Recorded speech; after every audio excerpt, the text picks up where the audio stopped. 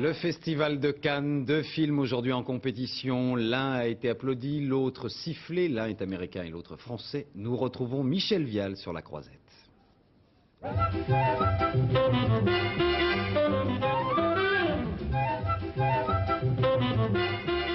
Le Festival de Cannes n'avait jamais récompensé le mythique John Cassavetes, décédé en 1989. Son fils Nick reprend le flambeau avec un scénario inédit de son père, She's So Lovely, une histoire d'amour fou, pour ne pas dire déjanté.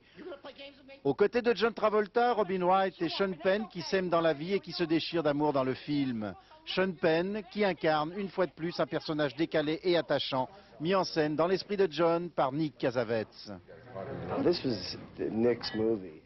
C'est vraiment le film de Nick. Et Nick est aussi individualiste que John. C'est un gars vraiment particulier. Mais il apporte une bonne dose d'humour et d'amour à l'ensemble de l'équipe. La mauvaise conscience, tu parles. Tu m'emmerdes. Ça, c'est des assassins. Mais l'air, tu comprends une chose, l'air même est pourri. La rumeur en faisait un film choc depuis le début du festival. Assassin de Mathieu Kassovitz a largement dépassé toutes les prévisions.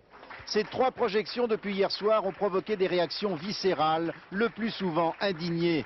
Le jeune réalisateur, qui n'en finit pas d'attaquer la société et les médias, non sans habileté et brio cette fois encore, signe un film dérangeant et violent, dont le propos simpliste et brouillon frise souvent la démagogie. Mais l'art, parce qu'il fait partie de la vie, suscite naturellement le débat, dans lequel Michel Serrault n'est pas le moins véhément. Ayez la générosité de regarder et de comprendre.